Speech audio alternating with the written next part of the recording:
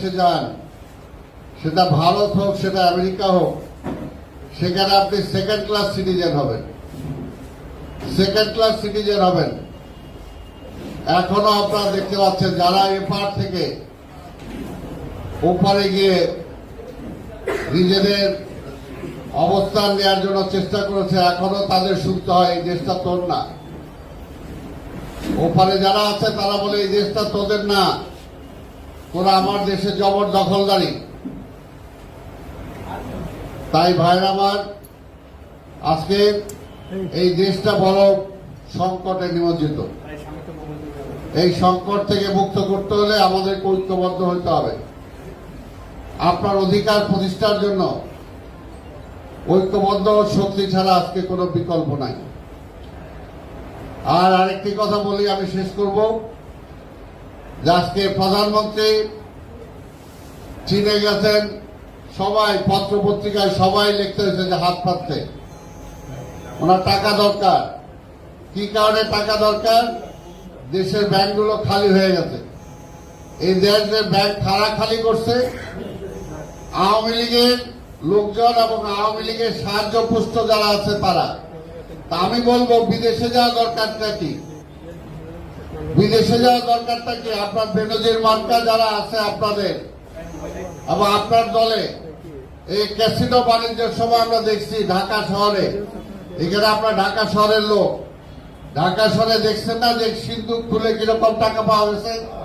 কি দেখছেন কিনা? তারপরে সে সময় খাটের তলে পাওয়া গেছে, বিভিন্ন জায়গায় টাকা পাওয়া গেছে। সেই টাকাগুলো গেল কই? সেগুলো তো আওয়ামী লীগের কাছে আছে।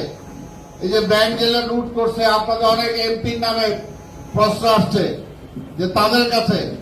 আপনার এর আগে এক মন্ত্রী ছিল, প্রধানমন্ত্রীর বেআই, তার এপিএস ছিল নাকি, তার কাছে কতশো কোটি টাকা তাকে পাওয়া গেছে। তো সেই টাকাগুলো যদি আপনি ব্যাংকে ফেরত দেন, তাহলে তার বিদেশ থেকে টাকা চাওয়া লাগে না। কি কথা ঠিক কিনা? টাকা চাওয়া লাগে না, ঋণ নেওয়া লাগে না। আপনার ঋণ নিয়ে টাকা আনবেন, আর ওই টাকাটা ভাগাভাগি করে নিজেরা নিয়ে যাবেন, আবার বলবেন যে টাকা নাই। তাহলে এটা তো হয় না। কাজে নিজেদের ওই সমস্ত টাকাগুলো তাদের থেকে আদায় করেন। ঋণ খেলাপি যারা আছে তাদের থেকে টাকাগুলো আদায় করেন। এখানে সবাই বলে কোটিপতি, আর আমি বলি ওডিপতি। সবাই ব্যাংক থেকে টাকা নেয়, ব্যাংক থেকে টাকা নেই, ব্যাংকের টাকার কোনোদিন ফেরত দেওয়া লাগে না। বাংলাদেশ এমন একটা দেশ, পৃথিবীর ইতিহাসে আর কোন দেশ আছে কিনা আমার জানা নাই যে ব্যাংকের টাকা নিলে ওই ব্যাংকের টাকা আর ফেরত দেওয়া লাগে না। পৃথিবীর কোন দেশে নাই, কোন দেশটা এরকম একটা দেশ। কাজে এখানে হলো লুটেরাদের দেশ, লুটেরাদের দেশ। এটা সাধারণ মানুষের দেশটা, সাধারণ মানুষের দেশ না।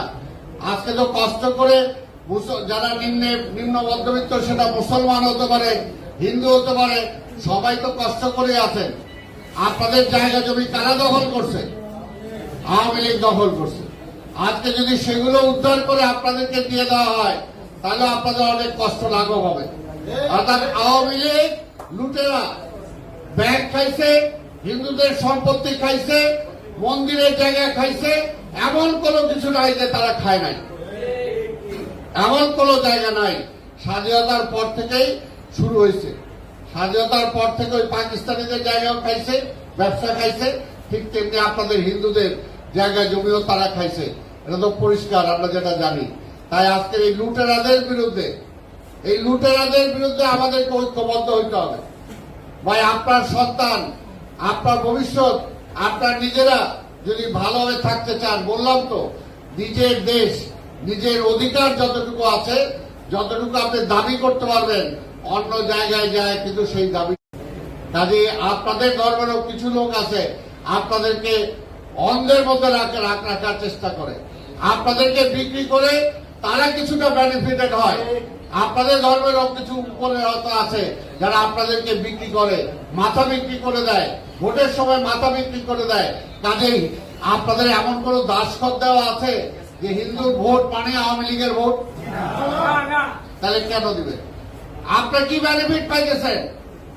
দুই একজনের তো বেনিফিট পায়, কিন্তু আপনারা সাধারণ মানুষ যারা আজকে হিন্দু ধর্মে, বৌদ্ধ ধর্মে যারা আছেন, খ্রিস্টান ধর্মে যারা আছেন, কি বেনিফিটটা আপনারা পাচ্ছেন?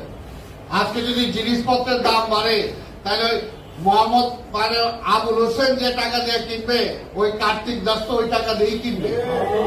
জিনিসপত্রের দাম বাড়লে তো সবাইটাই বাড়লো, নাকি আবার মুসলমানের জন্য দাম কম, আপনার জন্য দাম বেশি? কাজেই আর যদি কেউ লুট করে, আপনাদের দেখছেন তো, আপনাদের ঢাকেশ্বরের মন্দিরে স্বর্ণ চুরি হয়ে গেছে। কোন আমলে হয়েছে? কোন আমলে হয়েছে বলেন? এই আওয়ামী লীগের আমলে হয়েছে। এই যে রাজারবাগ, কালীবাড়ি শুনছেন চুরি হয়ে গেছে। সেই এইরকম চুরি হয়েছে। কারা চুরি করছে? আওয়ামী লীগ চুরি করছে। চোরের দল এটা, একটা লুটেরার দল। আর ধর্মের কথা বলে, আসলে ওরা কোনো ধর্ম মানে না। এদের কাছে কোনো ধর্ম নাই, কোনো ধর্ম নাই এদের কাছে। এরা হলো লুটেরা ধর্ম, লুটেরা ধর্ম, এরা চোরের ধর্ম। কাজে লুটেরা, চোর, এর হাত থেকে যদি এই দেশটাকে আমাদের উদ্ধার করতে হয়, সবাইকে ঐক্যবদ্ধভাবে আমাদেরকে এগিয়ে আসতে হবে। তা আমি আজকে এখানে ধন্যবাদ জানাতে চাই যে আমাদের হিন্দু কল্যাণ ফ্রন্টের সভাপতি বিজন সাহেব আজকে উদ্যোগ দিচ্ছেন। এখানে আপনাদের মহানগরী যারা দায়িত্বে আছেন, সুভাষ সহ যারা দায়িত্বে আছেন, তারা আজকে উদ্যোগ নিচ্ছেন। কাজে আমরা আশা করব যে এখানে আমাদের বিএনপি সকল ধর্মের সম অধিকারে বিশ্বাস করে, সকল ধর্মের সম অধিকারে বিশ্বাস করে। এখানে পরিষ্কার কথা, আমরা যেটা বলছি, আমাদের ধর্মীয় মূল্যবোধ না, আমাদের ধর্মীয় মূল্যবোধে বিশ্বাস করি আমরা। এটা কথাটা আপনারা পরিষ্কার মনে রাখবেন। ইসলামী মূল্যবোধ বিএনপির স্লোগান না, ধর্মীয় মূল্যবোধ হলো আমাদের স্লোগান। আমরা সকল ধর্মের সম অবস্থানে আমরা বিশ্বাস করি। আমরা বিশ্বাস করি সবাই যদি ভালো থাকে, দেশটা ভালো থাকবে।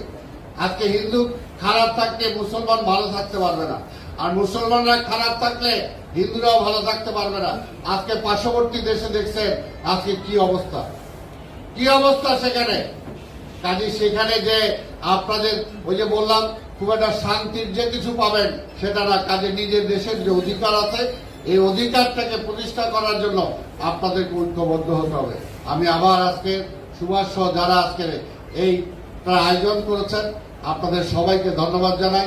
ইনশাআল্লাহ যেমনি ভাবে একসাথে একই কাতারে আমরা যুদ্ধ করেছি এই দেশের স্বাধীনতার জন্য, ঠিক এমনি ভাবে আজকে যখন আমার স্বাধীনতা বিপন্ন হতে চলেছে, আজকে যখন আমার গণতান্ত্রিক অধিকার নাই, আজকে যখন আমার ভোটের অধিকার নাই, আজকে ভোট কেউ দিতে পারেন আপনারা? আজকে মুসলমান হন আর হিন্দু হন, ভোট সেন্টারে তো যেতে দেয় না। আরে ভাই, আওয়ামী লীগও ভোট দিতে দেয় না, আওয়ামী লীগের ভোটও লাগে না। ওই বেনজির মার্কা যারা আছে তারা বলে আপনাকেও দেওয়া লাগবে না, আমরা ঠিক করে দেব। আর ওইটার জন্য আজকে সরকার থেকে কনসেশন নিতে নিতে আজকে দেশ খাওয়া বেলাইছে, তারা দেশ খাওয়া বেলাইছে। কাজে দেশ খাকদের হাত থেকে দেশকে উদ্ধার করার জন্য সবাই ঐক্যবদ্ধভাবে আজকে নেমে আসতে হবে।